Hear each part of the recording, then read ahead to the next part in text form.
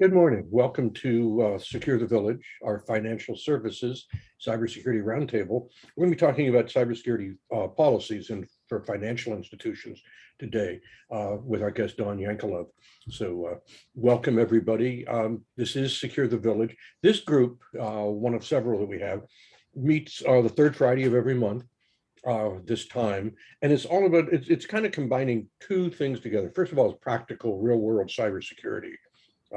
That's a piece of what we're about, but it's also about building the cybersecurity community as well, getting people the opportunity to meet each other, talk with each other, get to know each other, because ultimately that's where all the stuff we're about in Secure the Village happens. It's making 1 + 1 1,000 that way by collaboration.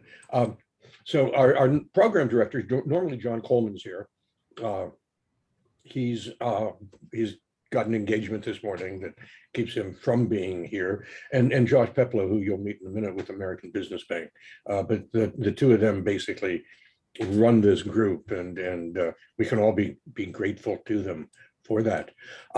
The agenda, we're going to have introductions. I'm going to start with a little bit of an intro on Secure the Village. Then we'll go around the virtual room, because part of our objective is to get everybody to meet everybody else. It's what I just said around building community. Then we'll hear from our sponsor, Ray Adler with BTI. Then we'll move it over to Dawn for her talk on policies. To the extent that there's time left over, I want to talk about new CISA ransomware support that they came out with yesterday, and then we'll do wrap-ups and all the usual kinds of things there, summary of our programs and so on. If you would, in the chat box, put your name and your email address so that people can connect up with you through that through the information in the chat log. So who are we? Secure the Village. And the main thing on this slide, I'm going to show you something else in a minute that's we're totally excited by. But the main thing here is we could not be doing the great work that we are doing without the support of our sponsor, our platinum sponsor, Miller Kaplan. It happens to be the company I work for also, but they're like incredibly generous to give us this opportunity. With that, one of the things we are in the process of doing is creating our very first video. It's we've got the second iteration of it, if you will, which is the next to the final cut. And so I want to show that. You're going to be outside of the board, and you see Steve Krantz just put up his thumb. Outside of the board, Josh and Steve are on the board. I don't think anybody else has seen this yet, so give me a moment to get to it. Here's the slide. If Steve, would you put your thumb up when it starts, if you can hear it? Because I can't tell what you guys are seeing. I only know what I'm seeing. You should now be seeing a slide with the word cybersecurity isn't on it. Yep. Okay, I'm going to go to full screen and play this, and here you go. And give me your thumbs up, Steve, when you would. Cybersecurity isn't simple. So if you think you're about to watch a cute video with bouncy music that tells you how what you thought was hard is actually easy, and what you thought was complicated is actually just like 1, 2, 3, rest assured, this isn't it. Because cybersecurity isn't simple, and what we do weaves together law, technology, risk management, governance, public policy, education, political philosophy, psychology, and even questions of freedom and of war and peace. Cybersecurity isn't simple, but the values that motivate us are. The value that says we should treat others' information as we would like our information to be treated. That cybersecurity is an urgent civic duty for the 21st century citizen. And the value that says none of us is as smart as all of us. And that's why we're getting everyone involved, building bridges between those who dedicate their lives to cybersecurity and helping everyday citizens complete that last mile. transforming our neighbors into powerful cyber guardians. Cybersecurity isn't simple, but the values that motivate us are. And our values say that there's a seat at the table for anyone with something to contribute to the global exchange of knowledge we're building at Secure the Village. Because from the boardroom to the living room, it takes a village to secure the village. Excellent. Wow. That was really good, Stan. Thanks, Ray. Yeah, That was really good. Wow. every time I see it, I'm like blown away. Mm-hmm. You know, Cybersecurity isn't I didn't mean to do that. Hold Let's on. watch it again. There you go. Yeah, we're actually doing 2 of these. By the way, the videographer is a brilliant young man here in LA. I met Elias Winshaw, and we're doing 2, both paid for by a grant from the South Coast Community College District here in Southern California. One's for them, and the end of it segues off when it says there's a room at the table for everybody. It segues off to students. So you see students learning this stuff and all. It's part of workforce. Just let's build the cybersecurity workforce, if you will. And then the one you just saw here, and they're both in the same stage. We're doing some final editing over the next, I guess it'll probably take us a couple of weeks, and then we'll have this available to show. But I'm like blown away by it. Yeah, Elias, he's so good. He's a storyteller at heart. I mean, that's what his vision is to do, and I think he's told our story quite well. So part of our program, I'm going to just real quickly go through this. We've got 6 programs here. One's the Financial Services Cybersecurity Roundtable. That's this one. Then we have a happy hour, 4th Tuesday of every month. It's right on the intersection of IT and information security. So it's the real technical piece that we do, the most technical. We've got an community engagement working group that Steve Krantz, who you'll hear about in a moment, hear from. He runs that group. And that's all reaching residents. That's, not the businesses, but the families and individuals. Invitational workforce working group. If you're engaged in the workforce, in hiring security folks, intern programs, apprentice programs, and all, that's the group for you. I do a monthly webinar that I bring in guests from the industry, and we talk about various topics of cybersecurity. Next month, my guest is Steve Bernard, and Steve was actually at Sony during the PlayStation breach and during the North Korea breach. He was doing security there, head of security. So he, it's how do you get good judgment if you know that old story, what's the secret of success? Good judgment. How do you get good judgment, bad judgment? Working in organizations that have gone through major breaches is a great learning exercise. So Steve will be my guest there. And then we've got a leadership team, and that's just free-form discussion. It's open to anybody in the industry that wants to join us, and we'll talk about whatever the appropriate subject of the day for the people that are joining us are. So that's kind of our programs. Next, I want to go around and let everybody here introduce themselves. We're going to leave Ray and Dawn for the end because you'll hear from Ray extensively as our sponsor. And of course, Dawn's our speaker. So let me start, Josh, with you. Talk a bit about yourself and your role. And as I said, Josh is one of our board members. Good morning, everyone. Welcome. Glad you could all join us. My name is Josh Peplow. I am VP of Treasury Management for American Business Bank. American Business Bank is a middle market or a community bank based in Los Angeles, focused on middle market companies in the Southern California area. My role is managing the Treasury Management Department, overseeing everything regarding online banking, from wire, online wires to ACH origination, and also oversee customer education efforts through webinars, monthly email blasts, and things like that. And so thank you for joining us. Yeah, thanks, Josh. And just I'll amplify that. I've watched American Business Bank over the years just really get their arms, everybody says we take cybersecurity seriously. Well, I know from the way American Business Bank both protects their customers, I'm one of them, Secure the Villages, and also the way you guys go out and really work to educate the community that way. You guys mean it when you say it. So thanks for being a part of us. We go to the other board member, Dr. Steve Krantz, and introduce yourself and tell us about you.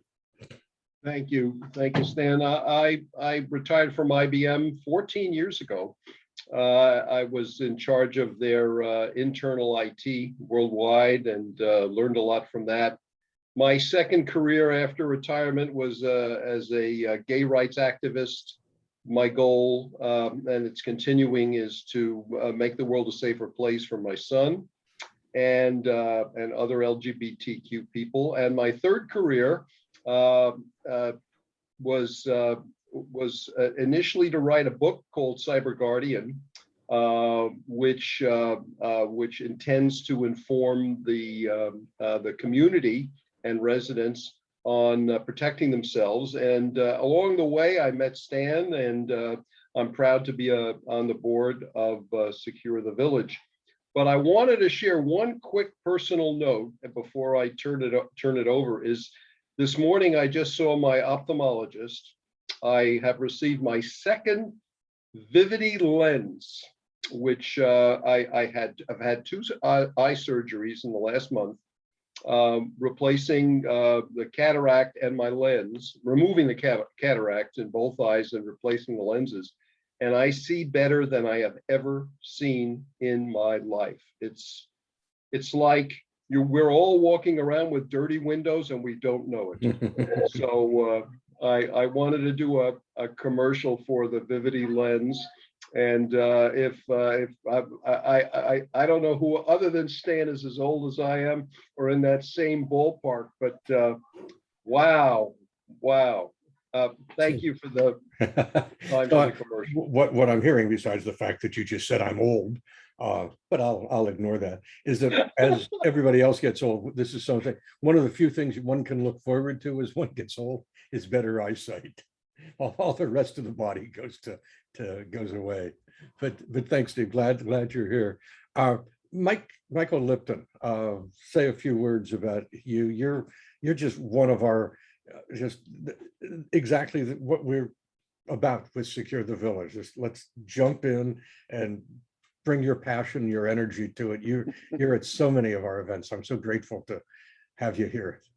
Absolutely, Stan. Good morning, everybody, and thank you for inviting me to this session of Secure the Village. I'm Michael Lipton. I'm with TPX Communications. I'm a channel manager over here. I work with our resale partners and other referral vendor partners that are out there to help them provide security solutions, manage security endpoints, hybrid and other data cloud-based backup solutions to businesses, SMB to mid-market, even some enterprise, but our core is SMB to mid-market. We've been meeting with Stan of late, so he gets a really good idea of where we fit in, and we meet all of the normal requirements and audit requirements for the financial institutions. In fact, we have a lot of financial institutions that have our services. And one of the other ones that's becoming very prevalent right now is secure SD-WAN. So in the past, we had separate firewalls and SD-WAN devices, which it replaces the MPLS point-to-point networks. And now those are being combined into a single device to provide added protection and monitoring for financial institution networks. And as always, it's great to be here and be a part of Secure the Village, and just be in these meetings and be able to provide any help and assistance I can to anyone that's involved. Well, that's perfect. I mean, you as I said, you exemplify what we're looking for with the idea that let's make 1 + 1 1,000. I'm going to go off order because Ray's got to leave at 9, and Ray, you're our sponsor, so we want to hear a bit from you about what you're doing and all. So why don't we go to you, and then we'll finish up with Isaiah, Di, and Michael. Thank you so much, folks. I'm so sorry to jump off. Don, I was really looking forward to your presentation. I'll listen to the the recording of it. My name is Ray Adler, and for the last 27 years, I've had my own consulting, training, and coaching company. I've helped improve the performance of over 200 leadership and sales teams for the better part of the last couple decades. I've worked with over 100 community business and regional banks around the country, American Business Bank on the call, Sentinel Bank of Commerce, clients, and wonderful institutions. I implement something called EOS in organizations, not just financial institutions, but small to middle market companies. Have any of you heard of EOS? It stands for Entrepreneurial Operating System. A few of you have. You guys will remember in the book Good to Great by Jim Collins. If you remember, he studied 1,435 companies over a 40-year period of financial performance and found that only 11 out of the 1,435 were truly great organizations. Those 11 companies had stock appreciation growth that was 7 times higher than the good companies. And the EOS platform is a leadership and management system that incorporates a lot of the attributes that were found in those good to great companies. So it's a methodology, and all of you have commercial customers as your clients.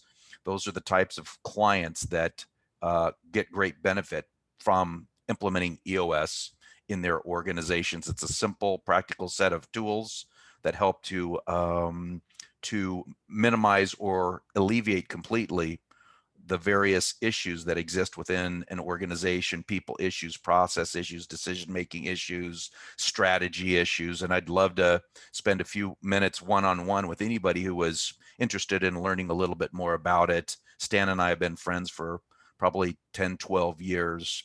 Oh, at least. And at least, and I'm super proud. Our company's super proud. And unfortunately, Melody, my project manager, who sits in for me sometimes, wasn't available today. She's helping her elderly mom, and unfortunately, we're just not able to stay here. But really looking forward to seeing you next month.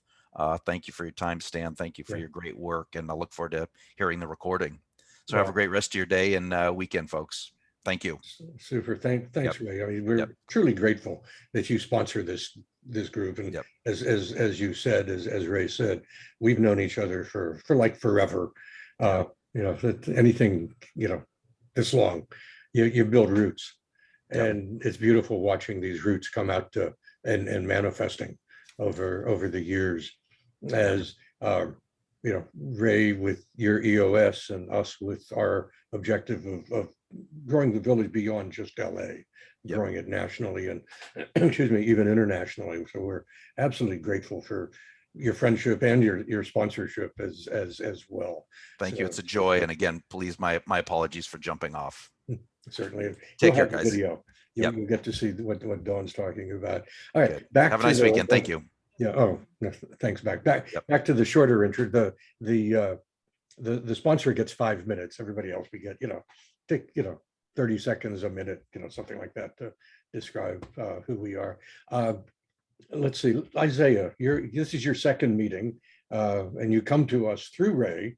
And you're also not here in the LA area, which is part of the good for us as we try to grow, as we grow internationally. So introduce yourself, say a bit to everybody.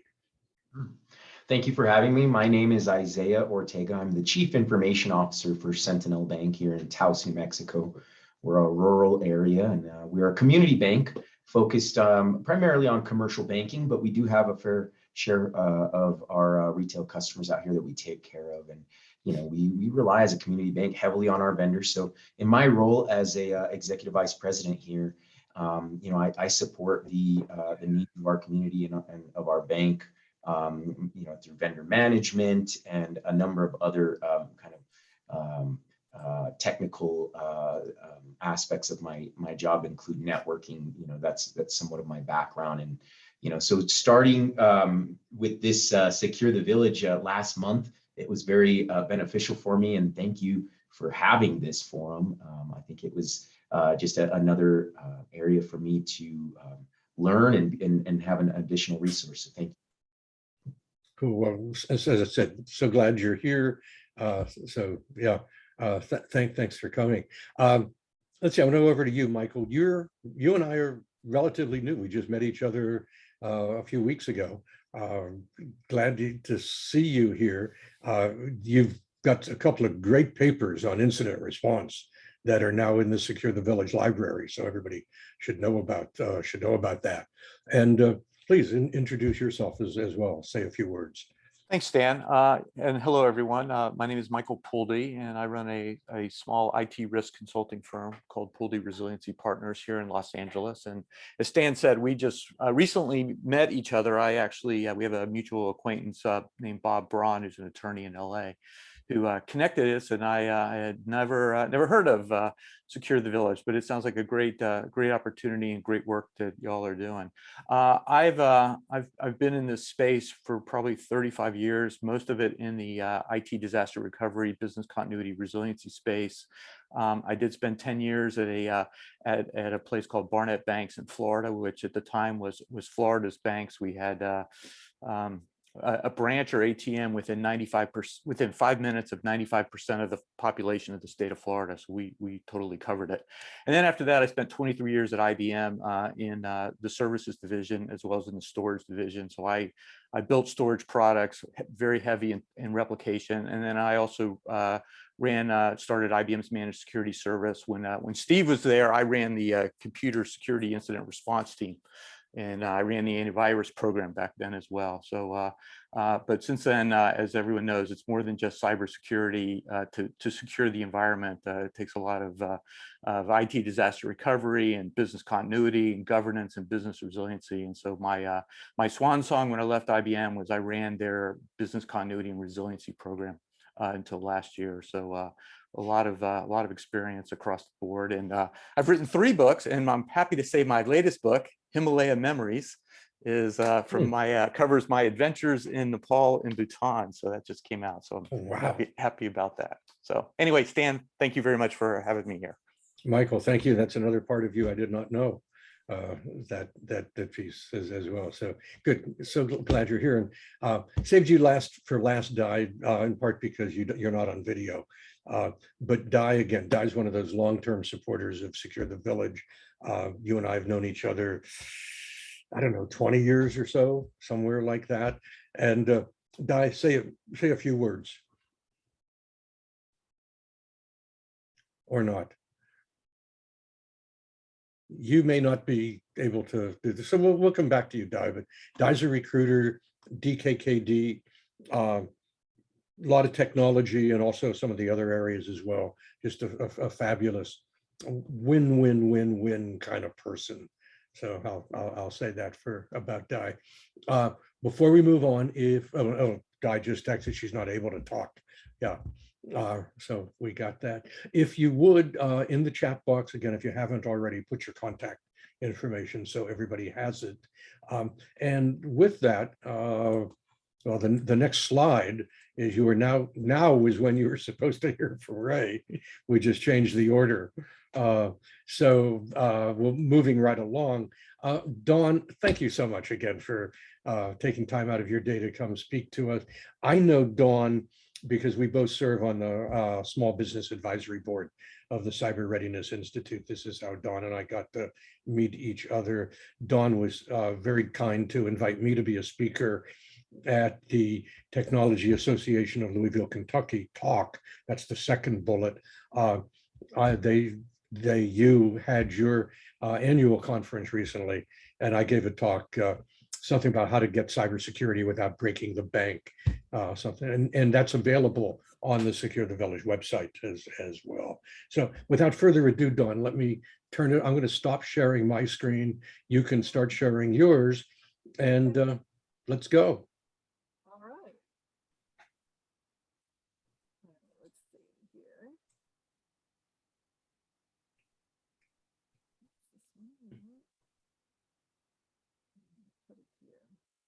Your voice volume is low.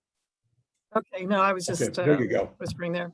Okay, so I'm Dawn Yankeelov. Glad to be here, and we're going to take a quick overview dive of what's happening on the public policy side, and of course, how does it relate to the work that all of us do, not only in cybersecurity, but also just a day job, right? It's a lot of times it's easy to hear all the details, but not so easy to make sense of it. And then what are we going to do about it, right?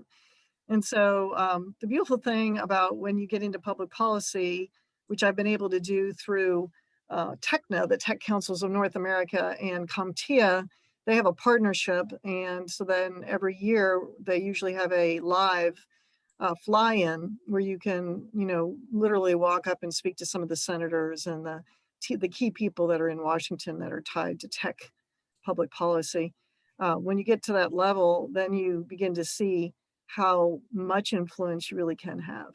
And so what I can say to all of you today that are listening is that if you want a voice, that voice is available to you. It's just that you have to get involved and you have to be able to get yourself to Washington, whether it's to give testimony from your company in a particular area, particularly like in the banking and fintech areas, or whether it's more general where you're looking to network with other people involved in tech public policy. I think those are just important takeaways as we get started here, is that it's very possible for you to be involved. And it also, immediately gives you an opportunity to have a say in what happens, particularly at the federal level, and then also at your state level, which is a different circle of people, right?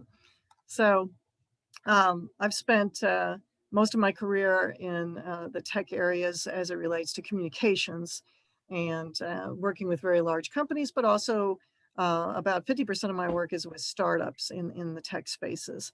And then cybersecurity, I got involved because of the Tech Council, the Technology Association of Louisville, Kentucky. We're one of 61 plus tech councils in North America, which includes Canada. And then those relationships lead to being this year on the National Public Policy Committee for TECNA, the Tech Councils of North America. Then, of course, the Cyber Readiness Institute was one of the players that I was introduced to at the national level. So one thing leads to another, to another, to another, right? So I can tell you that I like the public policy side because you can make a difference. And sometimes you just want to know that your voice is heard. So I was looking at some slides that I put together back in 2017. And, I wanted to just kind of take a quick look at where we were at in 2017 and 2016 for the world of banking and where we are now. So back in 2017, when I put my talk together, only one of the top largest banks, Bank of America, had an overall A grade as it related to cybersecurity. And some of the largest financial institutions, had the lowest security postures.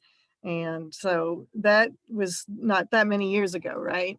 So now what we see is there is more emphasis, right, on cybersecurity, and certainly the big banks are paying attention. So over those years, there's been a lot more involvement, and even like recently, July 3rd, at a congressional hearing, the largest 6 banks were asked to name the greatest threat to their companies, and they didn't talk about the pandemic or climate change or other factors. What did they talk about? Cybersecurity. So it's definitely in the eye, right, of fintech and banking at this point in history.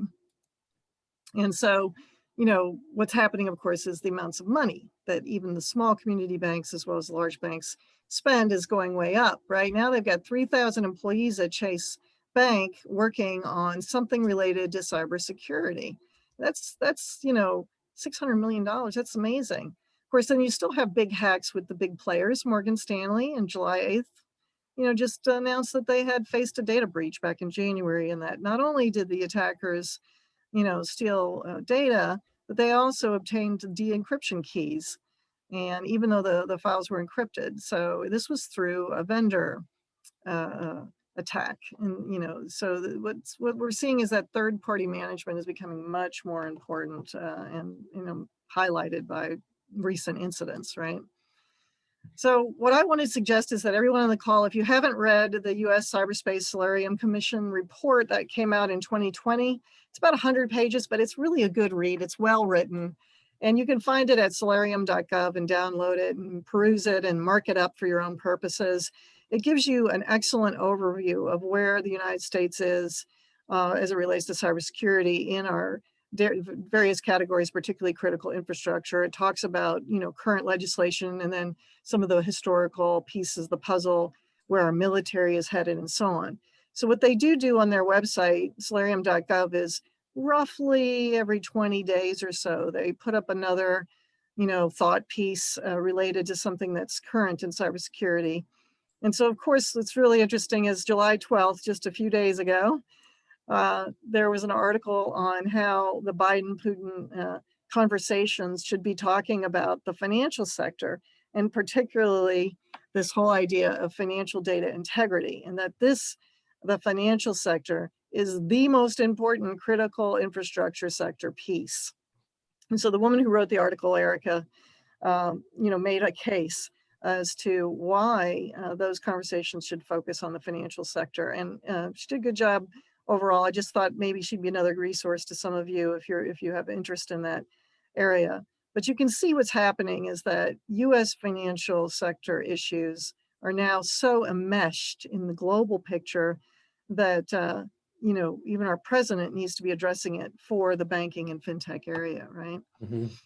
And it's just part of a much bigger picture, right? The whole concern about how can our economy be sustainable if our key infrastructure sectors are vulnerable.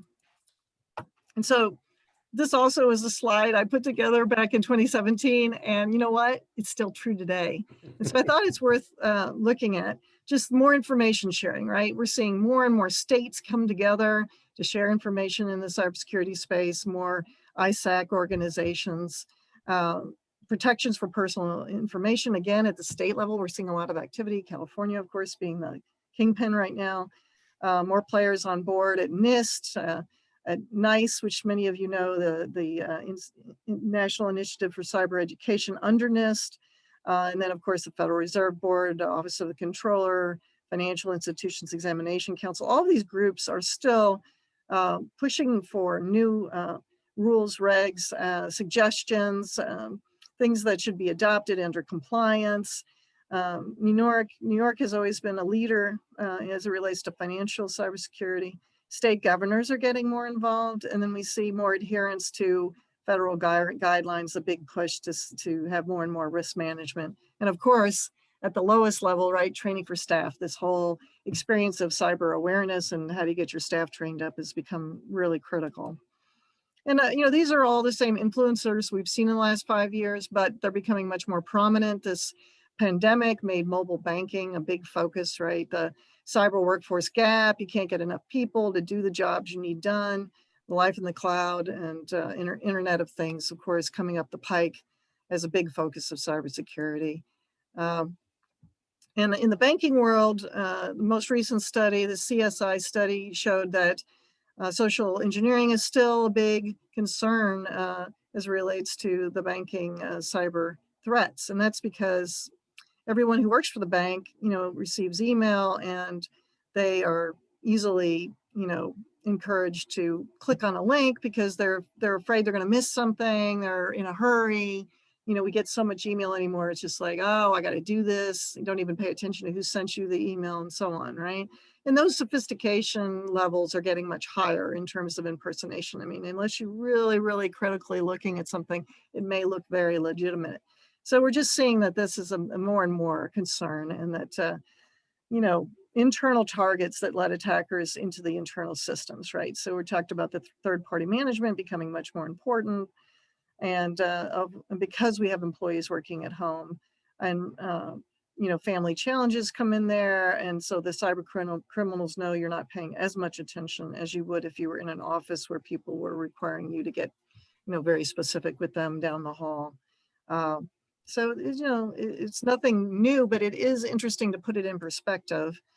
So what are we going to see? What are we going to see from the various regulation organizations? And so we're beginning to see more guidance, more information being put out about how standardization needs to occur around outsourcing and third-party risk management. We're going to see more adoption of consistent definitions.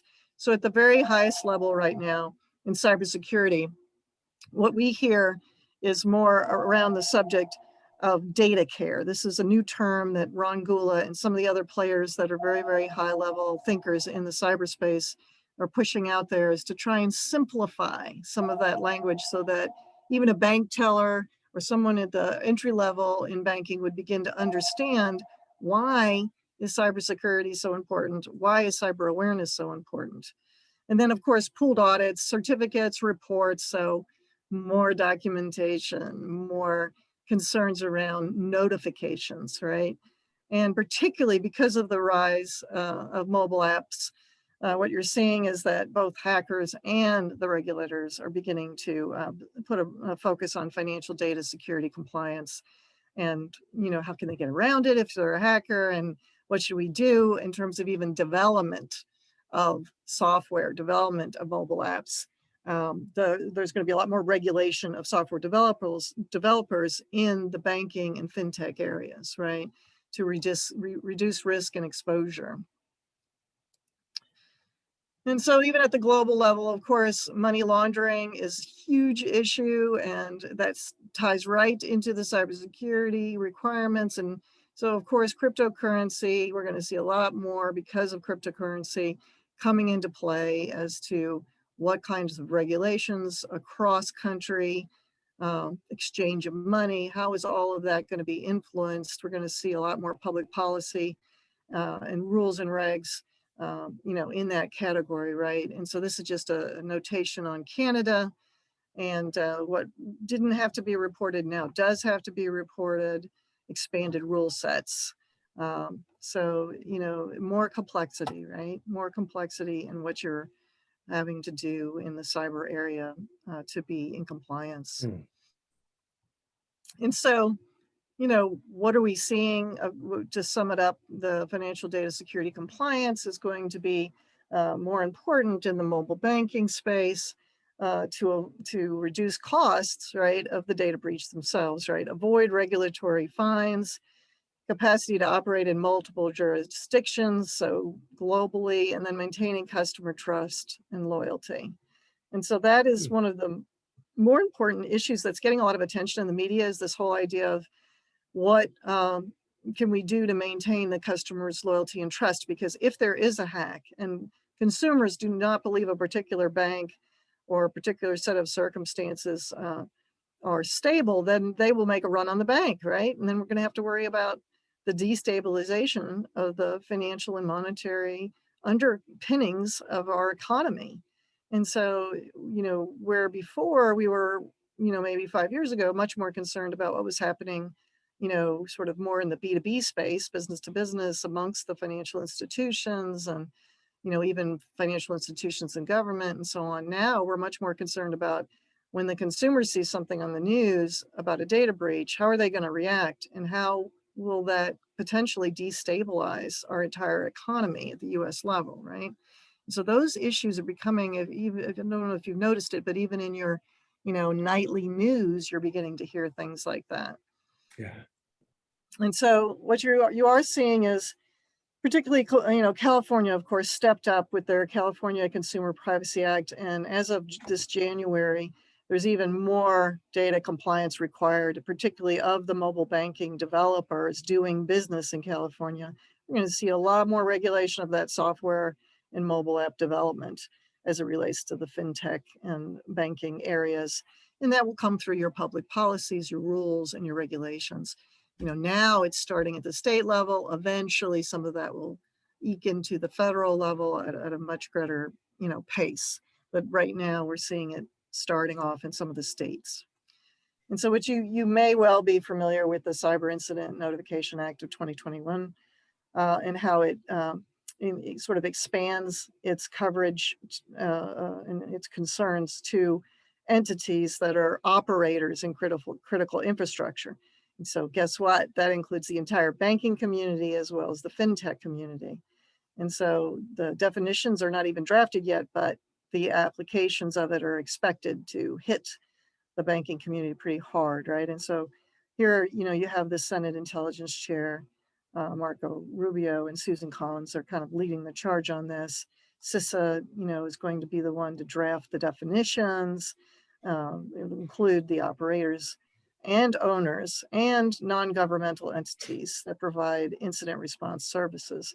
So much broader, push down on get your act together, right? As it relates to cybersecurity.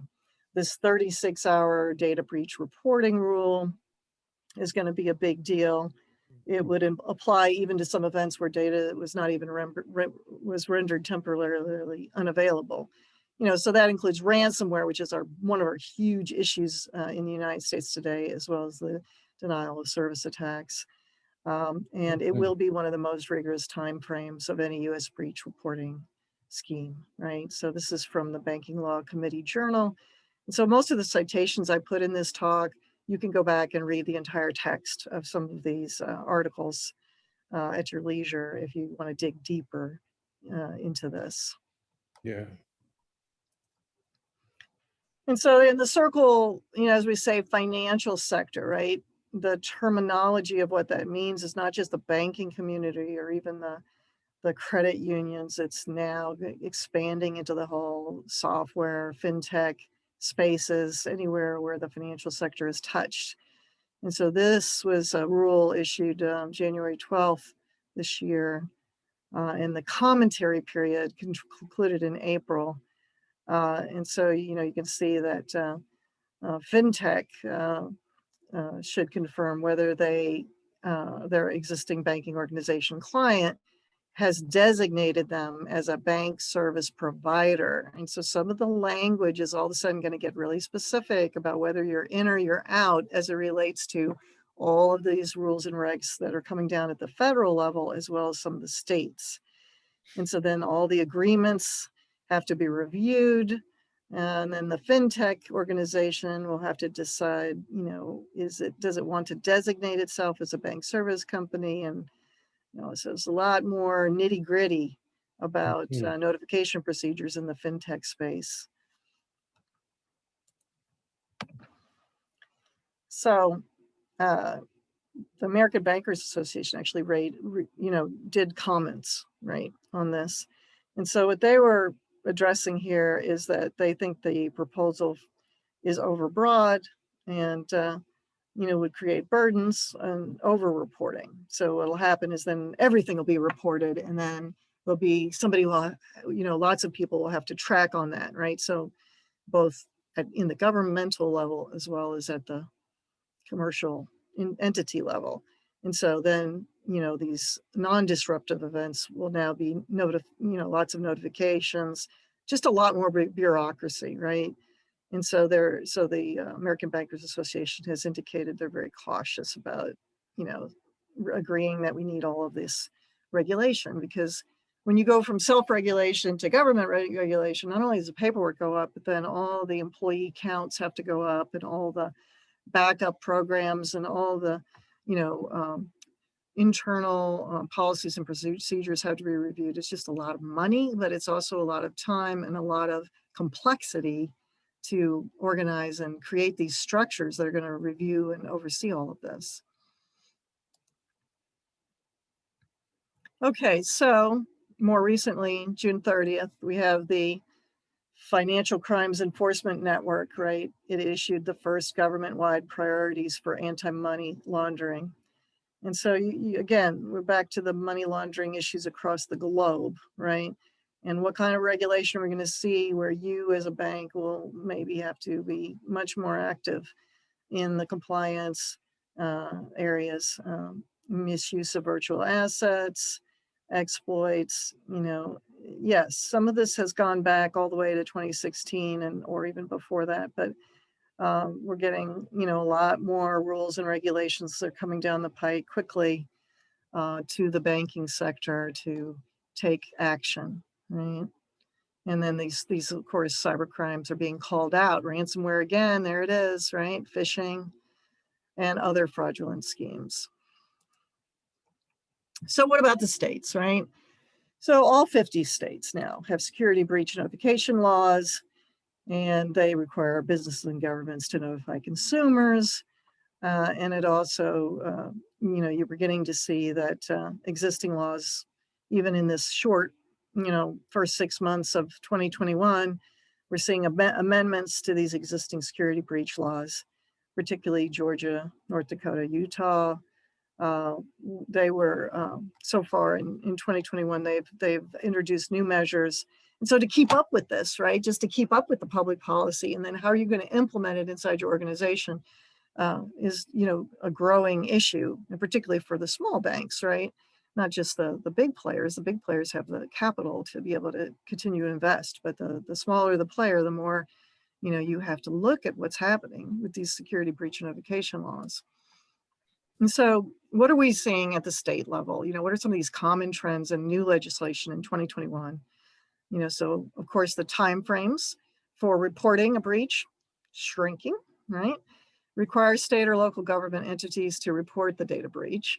And then you have to provide some kind of defense and say, well, why didn't you have some kind of reasonable security practices? So the legal piece. Expanding the definitions of personal information. Now we're getting into biometric information, health information. You wonder if there'll be some kind of merger eventually in the next decade where the financial sector and the healthcare sector end up having to oversee this stuff together and work together and create entities that will then, take over all your personal information reporting.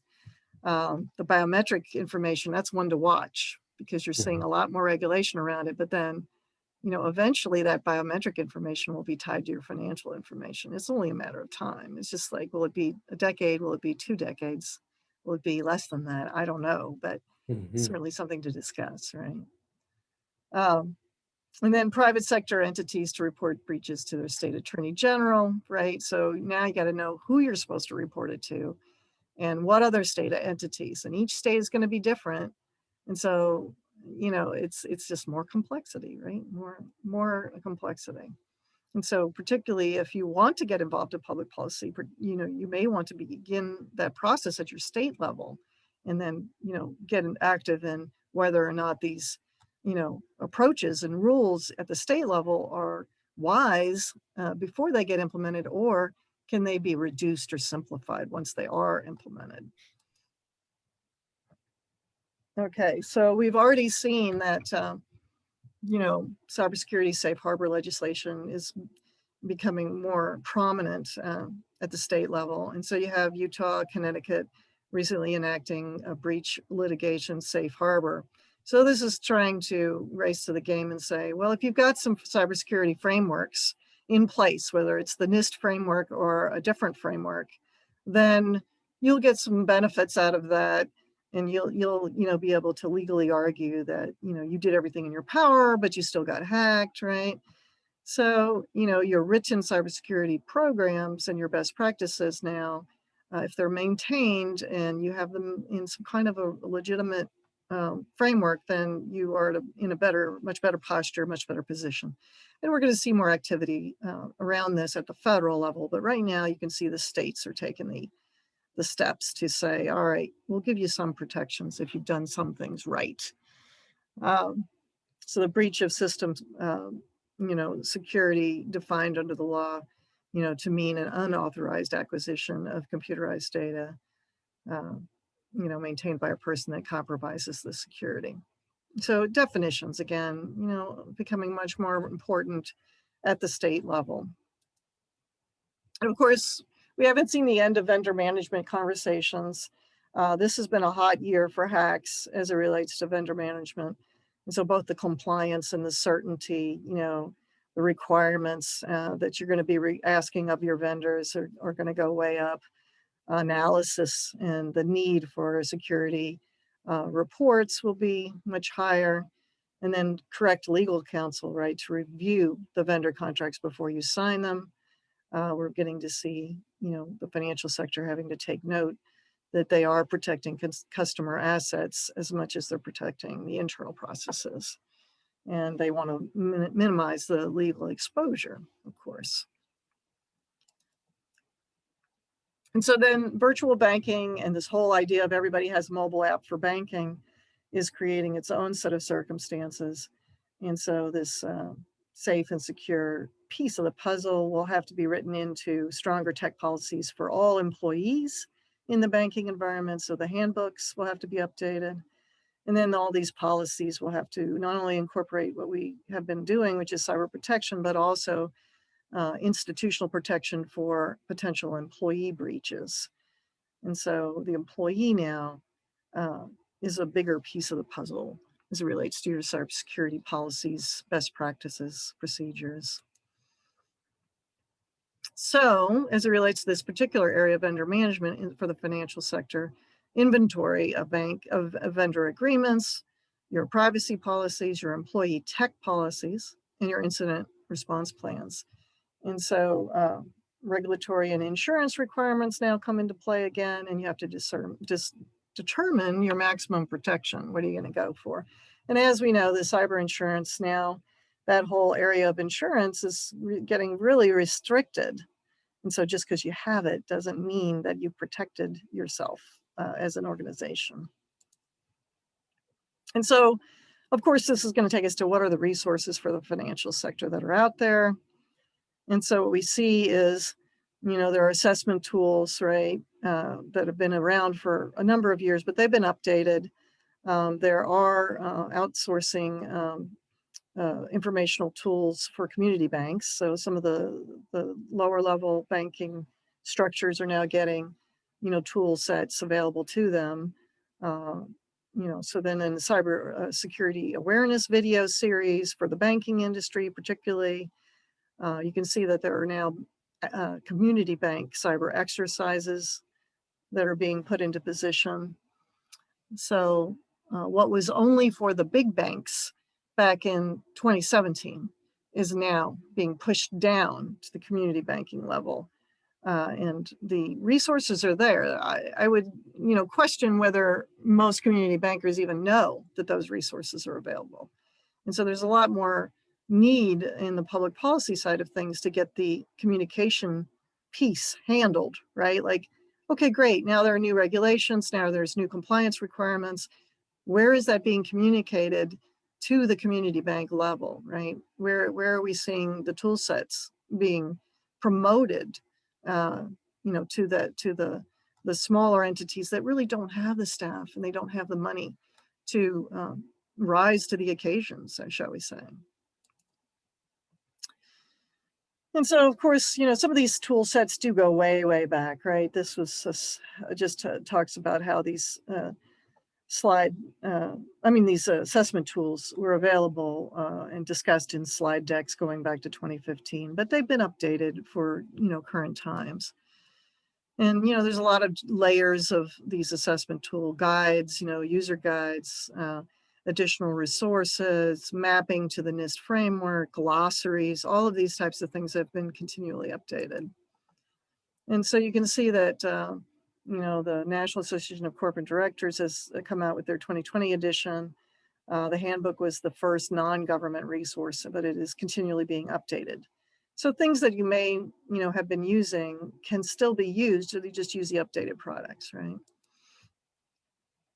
And then we're seeing that CISA is trying to create documentation, particularly around cyber infrastructure resilience. And so resilience being another one of those buzzwords that in the last 2 years, we've heard more and more about, that we as organizations in the fintech category have to be more cyber resilient. And so the CISA organization at the federal level is really putting a lot of emphasis, on that. And they have, web pages and people to discuss it with you and so forth.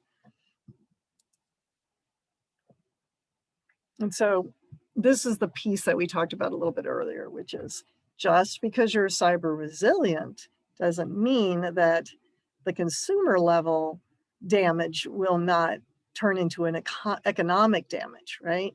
So this was an article written July 3rd of this year, and in the New York Times, a very well-written article in the deal book section of the New York Times. And it talks about how, financial markets, more than any other critical infrastructure, right, require public trust to operate. And so this can't be allowed to quickly erode, even if an attack isn't widespread. And so this whole idea of like the potential impact of a cyber run as it relates to the consumer side is being discussed more and more at the academic level, and it won't be long before even consumers will begin to discuss it. And so you've got to get your arms around your public trust equation and think about cybersecurity beyond it's for a B2B working world, right? And so there are some new toys, shall we say, or tools out there. The Bankers Electronic Crimes Task Force, put together a ransomware self-assessment tool, so specific to the banking industry. And so that tool has been out there since, you can see, is it October 2020? And we can see that I wanted to throw a slide in that other countries are nowhere near where we are, right? They're just not there yet. And so like Latin America, which sits right next to us, right? Only 3 of the 21 countries in Latin America have defined digital security strategy. And so, of course, there are a lot of gaps in regulatory structures. And of course, that's going to have influence on US public policy. It's going to have influence on global trends and concerns and all the things that we just talked about. We have to be thinking about it in the financial sector as a much bigger picture. It's not just the United States. And so, we have to look at all of our allies across the country, across the countries, across the world, and figure out how are we working with them to encourage them on a public policy level to take action steps that we've already taken, but that because they haven't taken it, it has a huge impact on whether or not our economy is stable. And so there are, further conversations. I just wanted to point out that these are the next level in the financial services, ISAC, Information Sharing Analysis Center. They have their own meetings coming up here about collaborative threat modeling, right? Cyber exercises in the financial sector area, protecting your supply chain, right? So the next conversation you might want to attend might be, on July 29th. So these are hot topics, as we look at the financial sector today. So what we see, this was something that was a study that was done about 5 years ago, is that those that do execute testing usually uncover problems or gaps. And that doesn't change over time, right? So that message is still an important message in public policy today, which is, if we're not testing, we have no idea whether or not we're meeting the needs of compliance, and not just annually, right? So these things will start showing up in public policy.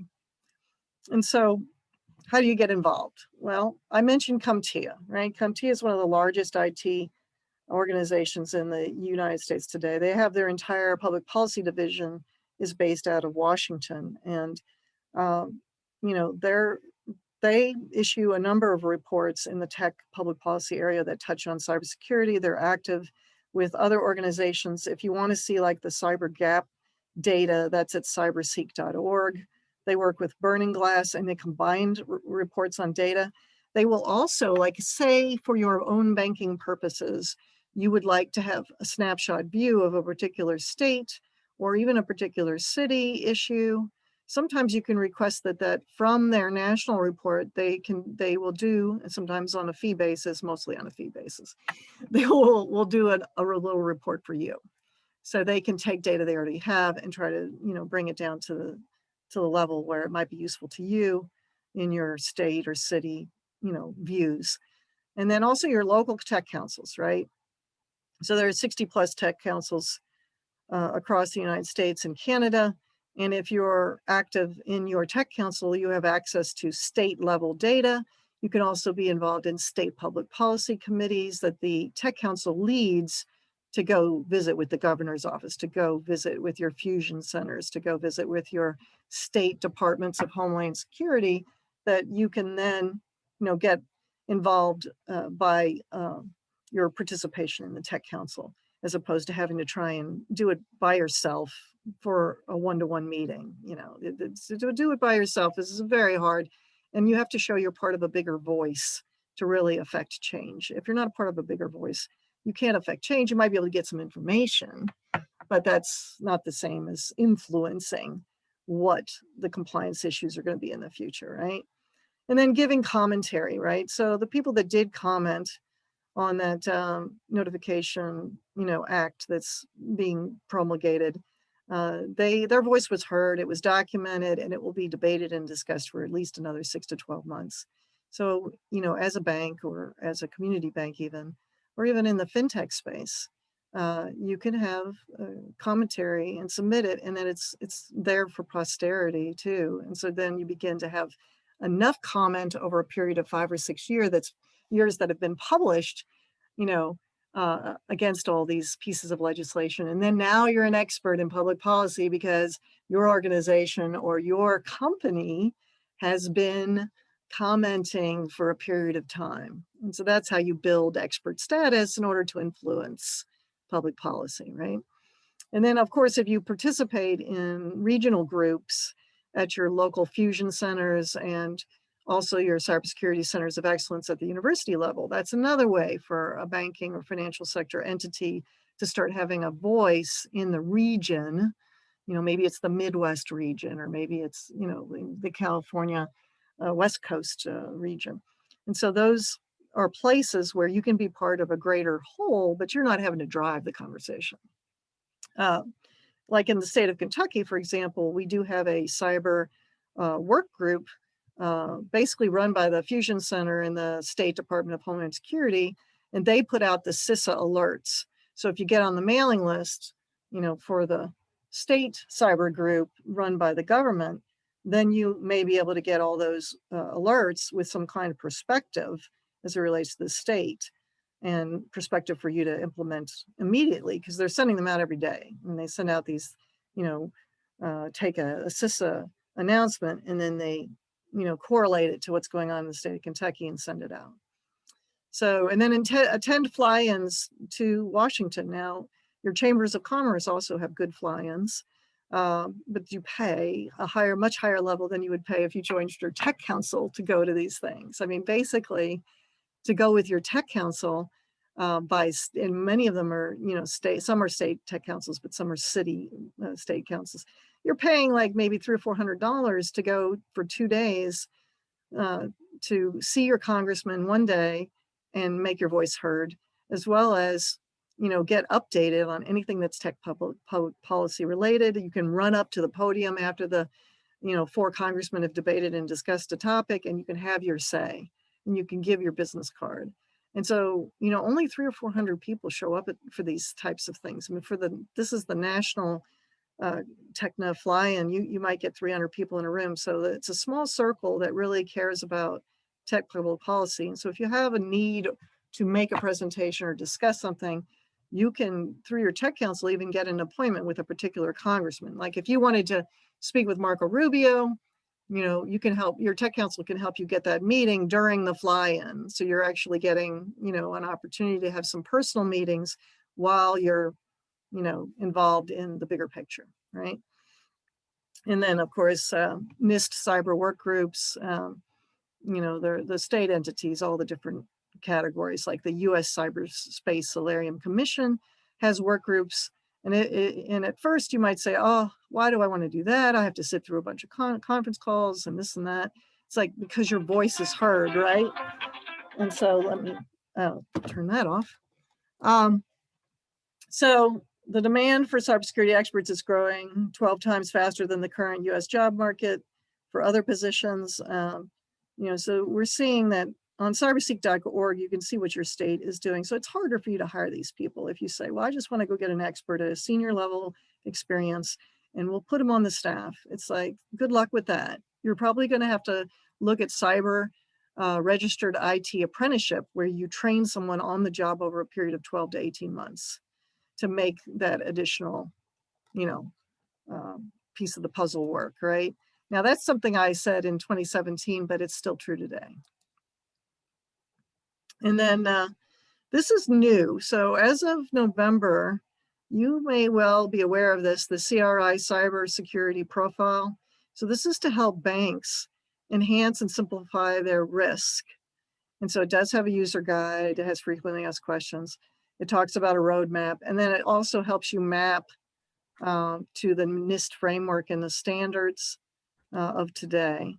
And so this is a very specific document. If you don't have your hands on it, it's something to get your hands on. Mm-hmm.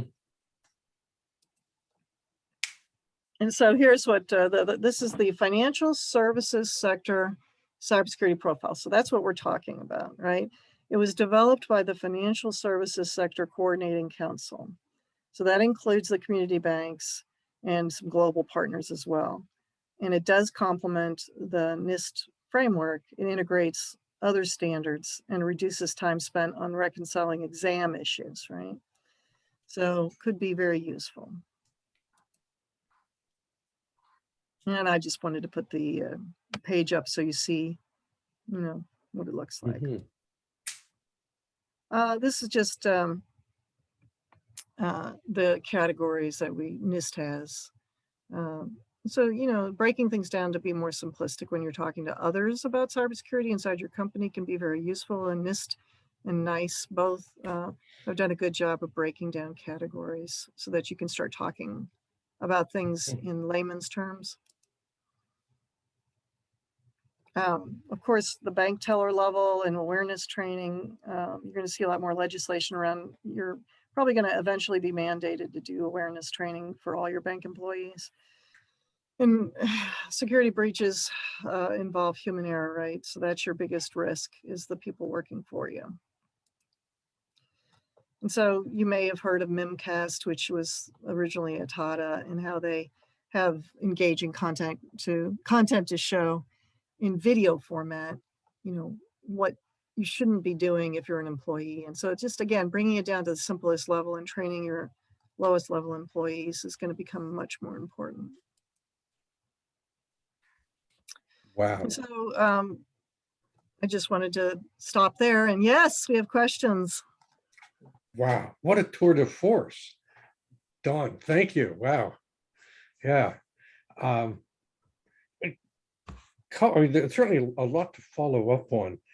I think you really made me nervous, like I rarely get, when you talked about public trust and what would happen.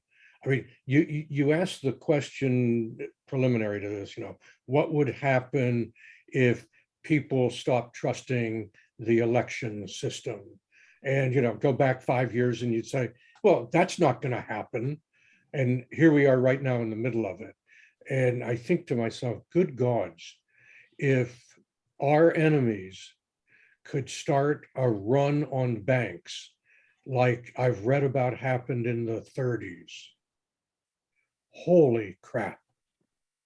And I don't get frightened easily. I mean, I'm an optimist, and, you know, kind of live with my head as deep in the sand as I can. But it's like, wow, that would be a disaster. I do think, because, you know, this sort of the education of the general public is a double-edged sword, right? Because we turn on our national news now, and as a consumer, you know, we're told that these big hacks are happening, right? And so your first reaction is always going to be like, well, I got to minimize my risk, and I'm not going to bank with that company anymore. I'm not going to, I'm going to pull all my money out tomorrow and put it in the pillowcase or whatever. And so it's like, you know, how are we going to mitigate that if we do have any really serious financial sector hacks? And then the whole money laundering piece, like that could be like 6 more talks that we could sit here and talk about. You know, I was talking to somebody who's involved in money laundering investigations. He happened to be in Indianapolis at an event I was at, and he was telling me that it's like trillions of hops in less than 15 minutes, trillions of hops of money. And the cryptocurrency space has just made that, you know, grow exponentially. So how are you supposed to analyze, you know, one instance of something if you have to analyze trillions of hops? So the issues are so much greater than they were even 10 years ago. Yeah. Josh, what do you guys think? Go ahead. Yeah, I'm just going to look to Josh, because you're the lead banker in the group today, if you will. Isaiah had to drop off, you know, and like you're in a community bank, so a lot of the stuff that's going on at Bank of America, I mean, you've used a number, Dawn, of 600,000 at JP Morgan. I've heard where B of A spends $1 billion a year. Josh, I mean, I remember sitting, this goes back 5, 6, 7 years ago, probably maybe longer, in one of your offices, just talking about bureaucratic impact of know your customer laws and regulations on you, and how much that generated a need to bring on more people and more bureaucracy and all of that. I mean, what do you see happening here to kind of, if you will, down at ground level? Well, I mean, going back to the, know your customer, we had to, I think our BSA staff went from 2 or 3 to over 15 in about 2 or 3 years. So if this legislation that Don talked about keeps coming, our IT staff and is going to go from, I think it's 4 now, to have to go to 8 to 10. We did recently start using a third party to help us out with that. It's a way to kind of lessen the workload on our staff, but it's gonna make a big impact on the bottom line for us if all this comes down. Mm-hmm. Wow. Other and we do all the we do all the testing, we do training, we do phishing alert emails every month to the staff. There's mandatory training a couple times a year via a website, and then I think we have in-person training once every 2 years. So we do a lot of training. Yeah, this is going to be a big impact on us. Yeah. Other comments, questions, Steve? You're always good for questions. Yeah. Well, first, let me say, Dawn, I really enjoyed your presentation, learned a lot. Thank you. Excellent. Excellent. I was cheered recently to see in the news that Janet Yellen had worked with other international leaders on a corporate taxes potential solution to the tax haven. And so what in your mind would be next internationally that would focus on cybersecurity? What do you think should be the next step or could be the next step? Yeah, so that article that I mentioned in the Solarium.gov website, where we talk about financial data integrity is the terminology. And so, like, can the international countries get together and agree that we're not going to allow the hackers to get into the financial data integrity piece, and that if it occurs in your country, you as a country have to take an action step from your governmental side to shut them down. And so, like, that is going to become a discussion point. Now, whether we can affect change in that, in a 2-year period is anyone's guess, right? These types of things take years to negotiate amongst countries. Yeah. I mean, we know that our president we suspect that our president threatened Vladimir Putin, but we don't really know, and whether he responds. Although there was this tidbit in the news that Revil disappeared for who knows, maybe they were put in a penalty box for a week or a month. So thank you for I'm definitely going to read that article with interest. Yeah. Yes, I mean, the Solarium.gov website actually is the thought pieces are really well written. Yeah. And they do a good job of taking the current events and trying to make a quick sense out of, like, how do you really think about this from more of an intellectual, big picture point of view. Yeah, Solarium has done a great job. I just put something else in the chat box as well. This is from the Institute for Security Plus Technology. It's a comprehensive framework for action on ransomware. And reading between the lines, I think some of the things that Biden's doing flow out of this. Joint government task force on cyber. He's pulled Department of Justice, so they're very focused on cybercrime and specifically ransomware now and things like that. So I see that as another piece of the solution. Don, the problem though is when you say these things take years to make happen. I was on a webinar yesterday that talked about quantum computing and where it's going. It was specifically focused around protecting our satellite communication, because so much of the satellite stuff, there's no encryption back and forth. But one of the things I read was that our enemies are grabbing as much information as they can right now, even as it's encrypted, because they're prepared in the next year or two to have the quantum capabilities to unencrypt all of that stuff. So any secrets that we're laying down now that we want to need to live for 5 years, 8 years, 10 years, 20 years, that's all going away. In 5 years, all of that stuff we have to anticipate is going to see the light of day, unless we do some really nifty, and I don't know what those nifty things are going to look like yet, but this is another place that scares me. Yeah, once quantum computing becomes mainstream, the ability to decrypt encryption keys, that whole system gets turned on its head. Yep. I mean, I've heard stories like, 15, 20 digit encryption keys get converted in like less than minutes. Yeah. On a quantum computing base. Now only, of course, pretty much big nation state actors have capabilities for that, but that'll get worse. So Don, I've got a question for you as it relates. First of all, great presentation. It was awesome. And I like the references as well to the FFIEC, as well as the components that come in and have to do the audits, like the OCC and the FDIC that's coming in. And not only do they audit the banks, but they also audit the partners, like large partners, not all of them, but large partners. And of course, Appendix J is part of the FFIEC regulation, provides some guidance on that. But here's my question. With all these,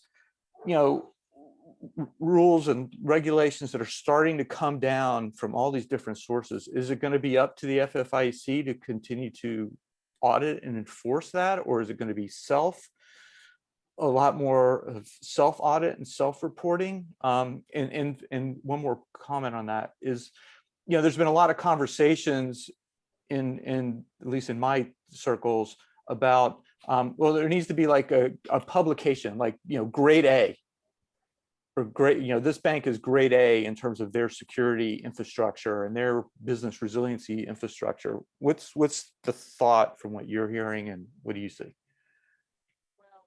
It'll have to start with self-regulation, but the states will probably be the ones to make the noise first. And so this is a little sort of dot point that some of you may be aware of CMMC, which is the Cybersecurity Maturity Model Certification that's going to be required of all Department of Defense contractors.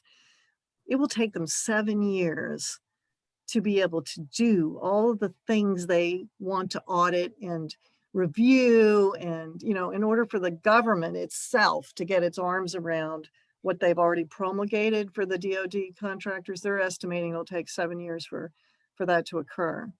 So that gives you some idea that it's going to take us almost a decade to go from these self-assessment type categories to actual implementation that is audited. And I mean, we can put rules and regs in at the federal level, but somebody's got to actually do some audits and pay attention to whether it's being implemented. And we know that just because if you're a small community bank, by the time that information shows up on your desk, you may have been in violation for 18 or 20 months. And now you've got the cycle of fixing it and so forth. So, it could be 4 years before you ever really get to what you were supposed to be doing 4 years earlier. And the problem is that the hackers are moving on, right? Is the changes in IT and the changes in, what they're capable of as hackers are going to change and evolve to a higher level. And so, it's a race. And, can we win this race? We can only win it if at the federal level, we're making noise at the global level, and also we're making noise to be unified in what we're requesting. Yeah, we play in the CMMC space as well. Our company, Miller Kaplan, we have several clients there. And the real challenge, the first iteration before there were CMMC was the self-assessments. And then the government went and started auditing the quality of the self-assessments and found it was very, very, very poor. No teeth in it. So now we've got the certification. But to Dawn's point, if it's 7 years in the defense industry, how do you integrate that into, financial services? But then there's 14 other critical infrastructures. as well, food and water and oil and gas and, all of those. So to your point, Dawn, I mean, we're in a race, and right now we're losing. We're behind the curve, Hopefully, I mean, again, the world leaders are going to have to start paying attention to each other on some of these subjects and agree, have some kinds of agreements. Yeah. We have the ICANN to agree as it relates to, the core of the internet. We should be moving towards that in the cybersecurity space as well. Yeah. That's a good segue. I'm putting up my last slide. Okay. Because this is our situation. This is one of my favorite quotes. Dawn, you've seen it because I used it in my talk at talk. But this to me is where we're at. It's this great quote of Bobby Kennedy's that the future is not a gift, it's an achievement. And we're in, let me back it up a bit. I was a young boy when Russia launched Sputnik. And I'm a product of that, in the sense that all of a sudden there is this big push into science and education, and that work, got me through to a PhD in mathematics and at the University of Michigan, some 17 years after Sputnik. We don't have 17 years though. This stuff is moving way too fast. There was a report yesterday bringing up to date a 1970 MIT analysis that basically said at this rate we're going, the population of the earth is growing. In fact, as much of it was hinged on that. In 70 years, the industrialization of the world is going to come to a cusp point, a decision point, if you will. Well, their language was much more draconian than that. This new study says we're right on course. We have got to change what we're doing fundamentally. A piece of it is, Dawn, everything you just talked about, the stuff I talked about at talk, at your event, and all the other things that we're doing, that the Cyber Readiness Institute is doing, FFIC, all these organizations. What we still lack is that national leadership, that national energy. That, I remember when John Kennedy said, Bobby's brother, we choose to go to the moon and do these other things, not because they are easy, but because they are hard. We're in a situation where we got to do hard things, not just because they're hard, but because our future literally depends on it. And I think that's the situation we're in right now. We have to think globally and act locally, right? I mean, Yeah. People like to say, well, it's just the US. It's like, no, not anymore. We're so integrated in the world at this point. Mm-hmm. We've got to look globally. Yeah. With that, you held up a book, Michael. I'll hold up mine. The Agnostic Patriot. Go to the next slide, which includes it.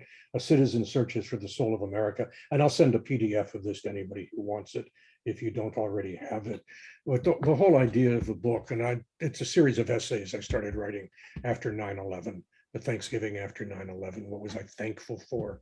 And where I came down to is that the way out of our challenges is to sit and talk together, treat everybody. The Declaration of Independence looms large in these essays, treating everybody as equals, and sitting down and recognizing we got challenges. Let's meet them together as the right way to go. I think that's what we're doing here. What you're doing, Dawn, with all the things you're in. I started to say the Technology Association of Louisville, but you're involved in so much more. The stuff, Josh, you're doing, educating your people, your customers, and all. Steve, the work that you're doing with your book and what will soon be a Secure the Village app. Same with you, Di. I mean, you're always out pushing cybersecurity, even as a recruiter. Where there's, well, what does that have to do with security? Well, you've made that connection, so you're out pushing the field. And Michael, your stuff as well. In some sense, I think it's a scaling challenge, a leadership challenge. Those are the things that we just absolutely have to get to, I think. Enough of my soapbox. Any final words before we call it a day? And again, Dawn, thank you so very, very much. Well, thank you for inviting me, Stan, and I do appreciate all the work you're doing. Yeah. Interconnected with not only TALK, but the Cyber Readiness Institute. I believe all the work we do, it makes a difference in, the voice of America. Yeah, it has to make a difference. Yeah, yeah.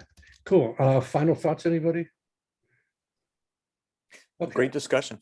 I appreciate it. We need a bigger audience. Yeah. There you go. So do that. Start inviting friends, and we're doing our own marketing. We'll get bigger audiences. But yeah, well, we need to do that. So thank you all, and we'll see you all soon. We're adjourned. Thank you, Thank you, everybody. everyone.